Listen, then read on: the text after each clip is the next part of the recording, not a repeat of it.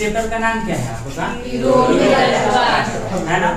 तो देखिए ना, सबसे पहले हमको ये जानना जरूरी है ना कि यूरोप का मतलब होता क्या है। यूरोप क्या है? देश यूरोप क्या है? महादेश। महाद्वीप बोलिए चाहे महादेश बोलिए, तो पूरे पृथ्वी पर महाद्वीप की संख्या कितनी? 7 है। हाँ, देखिए यहाँ पर लिखे ना, पहला क्या है? एशिया। दूसरा का? अफ्रीका। तीसरा का? दिख रहा है ना। तो महाद्वीप की संख्या कितना है? 7। और महासागर की संख्या 5। अब देखिए यहाँ पर गलती करते क्या है, पूछता है ना तो महाद्वीप की संख्या कब है तो 5 कर देता है, महासागर की संख्या 7। तो क्या हो जाता है? गलत हो जाता है। महाद्वीप की संख्या कब है? 7। अच्छा, महाद्वीप का दूसरा नाम महादेश भी देता है, ठीक है ना। तो महादेश की संख्या 7। क्षेत्रफल की दृष्टि से सबसे बड़ा महाद्वीप एशिया। सबसे छोटा ऑस्ट्रेलिया। हम लोग को किसके बारे में पढ़ना है? यूरोप। ठीक है ना। तो आप लोग को बता रहे थे ना कि ये हमारा पूरा वर्ल्ड का मैप है ना। यहाँ पर देखिए, समझिएगा। यहाँ पर देखिए क्या लिखा है? SIA लिखा है, अर्थात ये क्या है? एशिया। एशिया ये जो देख रहा है ना, तो ये आपको जितना ही सारा दिख रहा है, जिसमें भारत, पाकिस्तान, नेपाल, ये सभी जितना इधर दिख रहा है ना, सारा का सारा ये सभी जो आता है ना एशिया महादेश रहेंगे, ठीक है ना। इसमें रूस का ये जो सबसे बड़ा दिख रहा है भूरा कलर के, ये बहुत बड़ा देश है जिसका नाम है रूस। विश्व का सबसे बड़ा देश कौन सा है? देखिए ये जितना आपको लाल भाग कलर का दिख रहा है ना, ये कौन सा देश है? रूस। अब बताइए इसके बड़ा कोई देश दिख रहा है? नहीं। तो विश्व का सबसे बड़ा देश कौन सा है? इसका कुछ भाग देखिए इधर भी दिखाया गया, ठीक है ना। ये देखिए एशिया रूस जो पड़ता है ना, इसका कुछ भाग अफ्रीका में पड़ता है, यूरोप में पड़ता है, कुछ भाग एशिया में पड़ता है। यहीं पर देखिए एक जगह लिखा है यूरोप, दिख रहा है यूरोप। तो ये वाला देखिएगा, इधर से जितना सारा भाग आता है ये सब यूरोप का है। किसका? ये यूरोप का। ये जितना हमको हाथ से करके दिखा रहा है ना, किसका भाग है? यूरोप का। उसके नीचे लिखा अफ्रीका लिखा है यहाँ पे। ये कौन सा महादेश है? अफ्रीका। इसके बाद यहाँ पर देखिए ऑस्ट्रेलिया लिखा है, ऑस्ट्रेलिया। तो यहाँ पर ये क्या है? ऑस्ट्रेलिया। हाँ, ऑस्ट्रेलिया ये वाला है, ठीक है ना। यूरोप यहाँ पर है, जितना सारा दिख रहा है ना, यहाँ पर कौन सा महादेश है? यूरोप। ये वाला कौन सा है? अफ्रीका। ये वाला पूरा एशिया। अब यहाँ पर देखिएगा, इसमें देखिए ये वाला जो दिख रहा है ना, उसमें उत्तरी अमेरिका ये है, उत्तरी अमेरिका ये है, और दक्षिण अमेरिका ये है, ठीक है ना। अब देखिएगा, तो हम लोग को पढ़ना है किसके बारे में? यूरोप के बारे में। किसके बारे में? तो अब याद रखिएगा, तो यूरोप यही ना हमारा यहाँ पर है। अब पढ़ना है ना कि यहाँ पर राष्ट्रवाद कैसे होगा, ठीक है। राष्ट्रवाद क्या कहलाता है, तो मानचित्र की सहायता से आपको समझ लिया ना जी। यूरोप कहाँ है, अमेरिका कहाँ है, एशिया कहाँ है, समझ लिया ना सब कुछ। चलिए अब यहाँ पर समझिए, ठीक है ना। चाहने वाला कहीं है नहीं ना। चलिए अच्छे देखिएगा, हमको पढ़ना है, देखिएगा यूरोप वालों समझिए ना, यूरोप क्या है? यूरोप क्या है? महाद्वीप की संख्या 7। अब यहाँ पर पढ़ना है राष्ट्रवाद, किसके बारे में पढ़ना है? राष्ट्रवाद के बारे में। अच्छा, राष्ट्रवाद क्या कहलाता है, इसके बारे में पढ़ना है। राष्ट्रवाद किसे कहते हैं? राष्ट्रवाद आप लोग किस देश में रहते हैं? भारत। किस में रहते हैं? भारत में रहते हैं ना। अच्छा, आप लोग कभी जैसे कि अभी चीन के साथ झगड़ा हुआ था ना, तो आप लोग किसके पक्ष से थे? क्यों थे? हमारा देश। क्योंकि हम लोग का भारत से क्या है? लगाव है, प्रेम है, स्नेह है ना। तो ये जो भावना होता है उसी को राष्ट्रवाद कहते हैं। क्या बोलते हैं? राष्ट्रवाद। यहाँ पर देखिए, राष्ट्र का मतलब समझ लीजिए, राष्ट्र मतलब देश, राष्ट्र मतलब क्या चीज? देश। यानी अपने देश के प्रति जो लगाव होता है उसी को क्या बोलते हैं? राष्ट्रवाद बोलते हैं। समझ पाया? यानी कि अगर आप लोग देखिएगा ना, इसका एग्जांपल यहाँ पर समझिए, जैसे समझ चलिए आप लोग गांव से दूसरे गांव से झगड़ा होता है, ठीक है ना।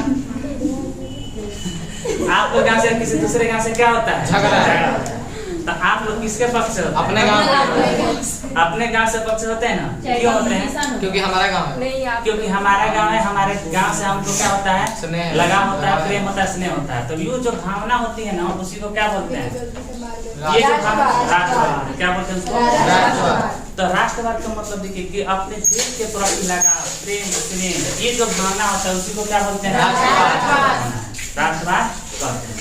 अब इस चैप्टर में हमको पढ़ना है कि आखिर यूरोप में राष्ट्रवाद कैसे हो, ठीक है ना।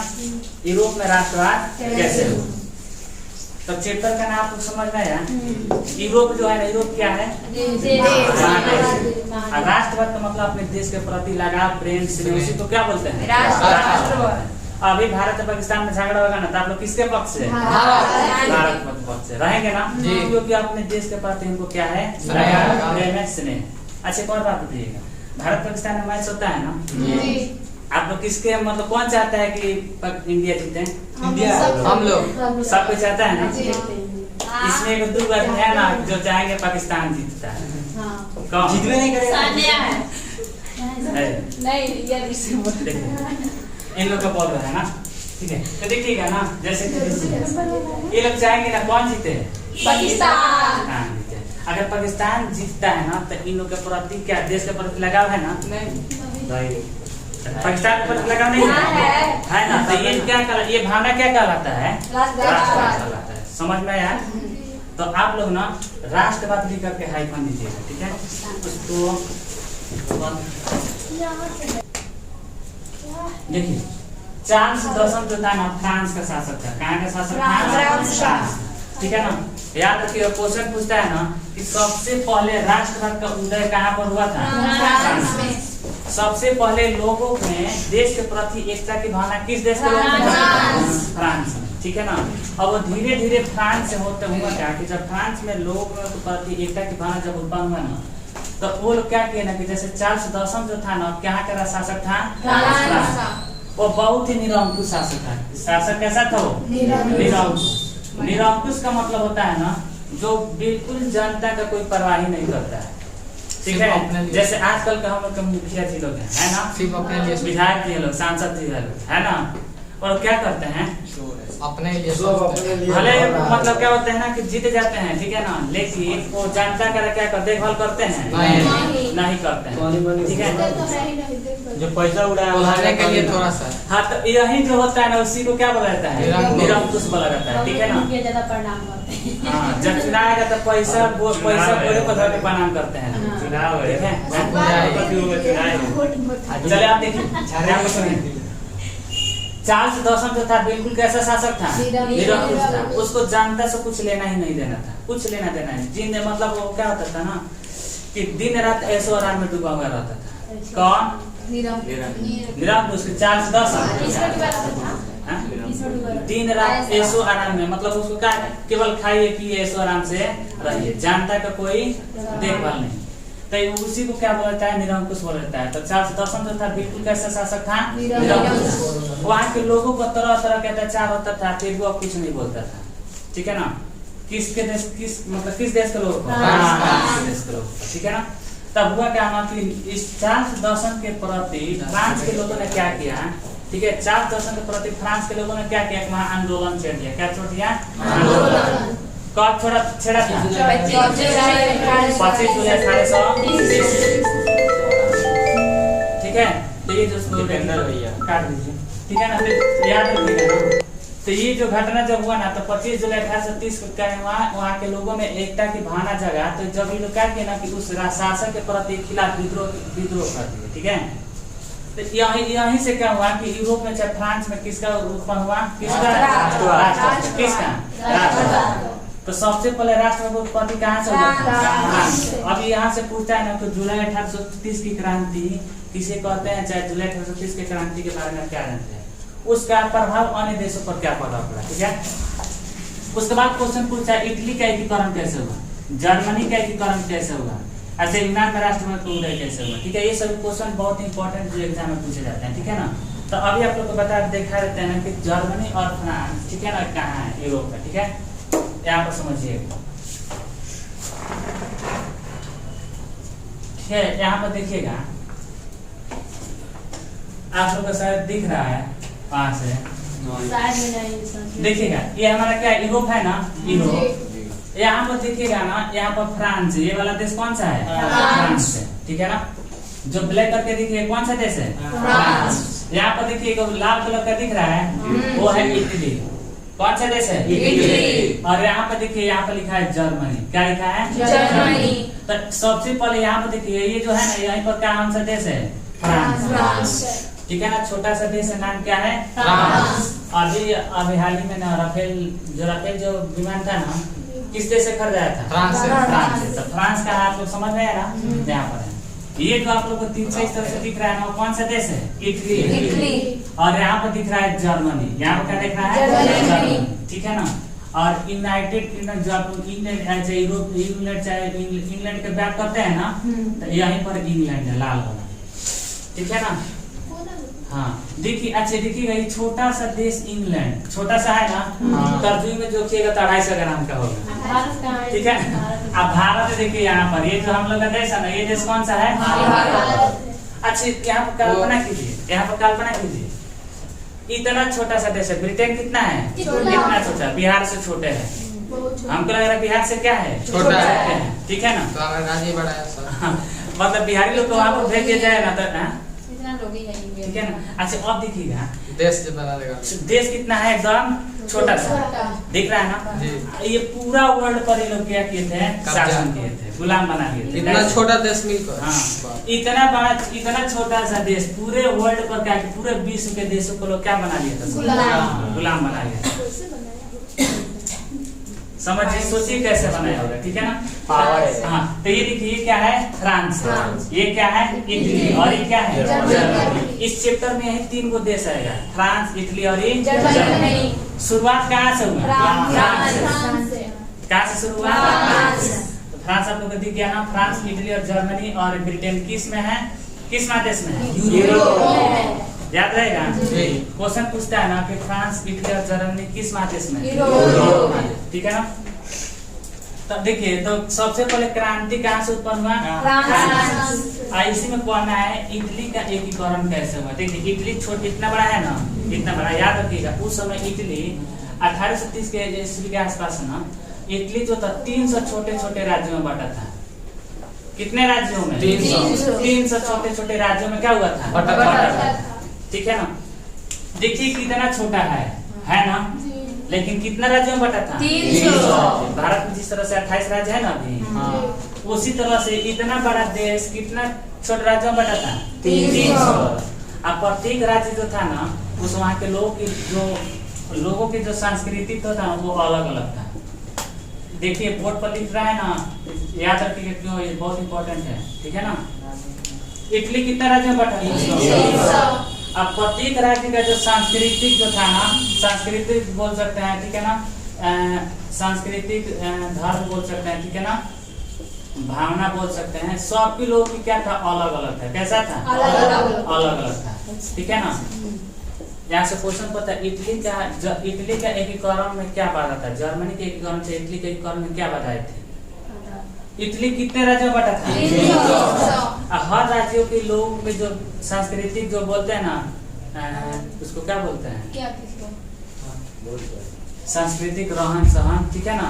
सांस्कृतिक सभी लोगों की क्या थी? अलग अलग थी। सबकी क्या थी? अलग अलग थी। तो जिसके कारण ये लोग आपस में क्या होते थे कि रहना नहीं चाहते थे, जिसके कारण इटली का एकीकरण संभव नहीं था। ठीक है ना। तो यहाँ पर लिखिएगा फ्रांस की क्रांति लिखिएगा, चाहे जुलाई 1830 का क्रांति लिखा चाहे यूनान यहाँ पर लिखा है। यूनान का नाम बदल गया है। जुलाई 1830 का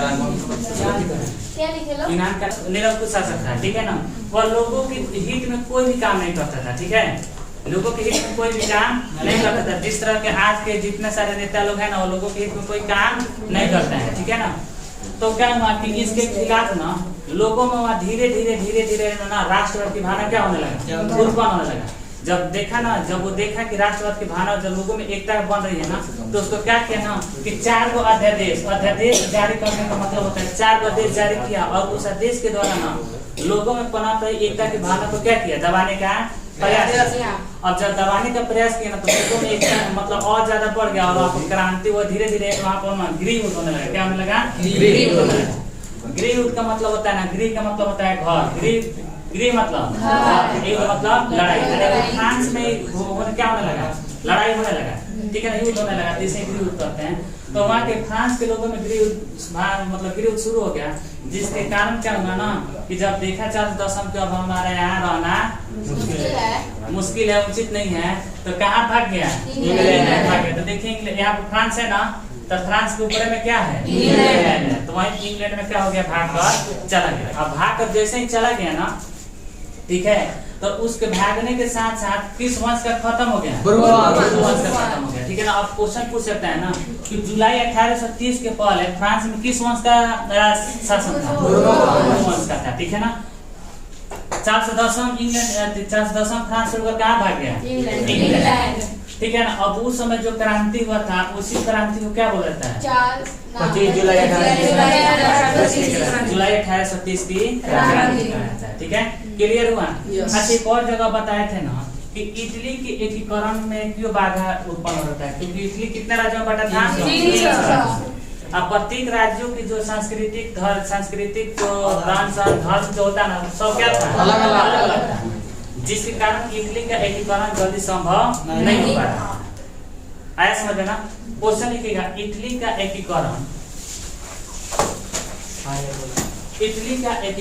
कि मेजनी कौन था? ठीक है, क्वेश्चन पूछता है मेजनी कौन था?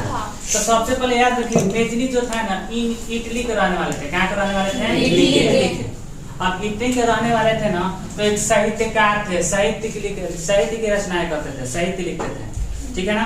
साथ में गणतांत्रिक विचारों का समर्थन करते थे। ठीक है ना। यानी लोगों में क्या करते थे ना कि लोगों के हित में ज्यादा काम करते थे। कौन? इसके अलावा एक योग्य सेनापति थे। ठीक है ना। सेनापति किसको बोला जाता है? सेनापति को उसी को क्या बोलते हैं? बाहुबली फिल्म देखे हैं? सेनापति कौन होता है उसमें? कटप्पा रहता है ना सेनापति, टकला रहता है। ठीक है ना। आप देखिए ना, अब एक जगह हम पढ़े थे ना, क्वेश्चन दिया था ना कि कटप्पा ने बाहुबली को क्यों मारा? कटप्पा ने बाहुबली को क्यों मारा? तो बाहुबली जानते क्या हुआ थी? कटप्पा जानते क्यों बोला? कटप्पा बाहुबली किस लिए मारा कि कटप्पा को ना, कटप्पा को गर्लफ्रेंड के सामने बाहुबली बोल दिया था ये टकला। नहीं समझे? वीडियो में बनाया था। बाहुबली कटप्पा इसलिए मार दिया ना क्योंकि बाहुबली कटप्पा को उसके गर्लफ्रेंड के सामने क्या कह दिया था? एक टकला। ठीक है, इसीलिए कटप्पा क्या कर दिया था? बाहुबली को मार दिया। लेकिन उसके गर्लफ्रेंड के सामने कह दिया था ये टकला। तो कटप्पा उसको क्या कर दिया था? जान से मार दिया। हाँ, देखिए फिल्म में नहीं दिखाएगा, पीछे जाके तलवार ठोक देता है बाहुबली फिल्म। तो ठीक है ना। तो वहीं सेनापति कौन था? कटप्पा था ना। बहुत ही ईमानदार था। ईमानदार था कि ना? राजा के प्रति मतलब सब कॉमेडी बनाया गया था ना। तो योग्य सेनापति था। कौन? मेजनी। कौन? मेजनी। कहाँ का रहने वाला था? इटली का। 1823 ईस्वी में कौन सी संस्था? Young Italy. 1831 में किस संस्था का? 1834 में ऑब्जेक्टिव क्वेश्चन हर आग में पूछा जाता है, याद रखिएगा। यंग इटली का स्थापना किसने किया? मेजनी ने। यंग इटली का स्थापना किसने किया? यंग यूरोप का?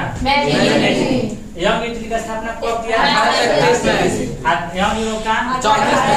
किसने किया? कहाँ का था? इटली का। क्या क्या था? गणतांत्रिक विचारों का समर्थन। याद हुआ? आज कितना क्वेश्चन? 2-3 क्वेश्चन लिखा है। राष्ट्रवाद किसे कहते हैं? कंप्लीट हो गया जी। उसके बाद लिखे जुलाई 1830 की क्रांति, 2 को हुआ। और तीसरा लिखा है कि मेजनी कौन था? तो मेजनी एक इटली का एक बहुत ही बड़ा साहित्यकार, गणतांत्रिक विचार का समर्थक, योग्य सेनापति था। उसने 1831 में यंग इटली, 1834 में यंग यूरोप का स्थापना किया था। पूछा क्वेश्चन लिखा जाएगा? लिखा जाएगा ये? देखिए पूछेगा मेजनी कौन था? मैजिक के साहित्यकार, सेनापति समझ में जी। 1837 में किस संस्था का स्थापना किया? 34 में देखिए इटली यहाँ पर है। देखिए यहाँ पर दिख रहा है ना, छोटा सा एकदम पतला कर दिया। ठीक है ना। राजा वहाँ का इटली देश को पूरा चूस गया है। ठीक है ना। चूस एकदम उसको क्या कर दिया है? पतला कर दिया है। ठीक है ना। जिस तरह से बिलाई मौसी किसको चूस जाती है? उसी तरह सब राजा इसको क्या कर दिया है? सब चूस करके क्या कर दिया? एकदम खोखला कर दिया, सुखा दिया। यंग इटली का स्थापना, यंग इटली का यंग का मतलब होता है नौजवान। यंग का मतलब क्या होता है? नौजवान। इटली मतलब इटली का, यानी कि जो इटली देश अब किसका देश है? नौजवानों का देश है। यंग यूरोप यानी यूरोप नौजवान यूरोप, समझ में आया ना? बन जाए क्वेश्चन, बाकी आप लोग को कल पढ़ाएंगे, ठीक है ना? ठीक है ना?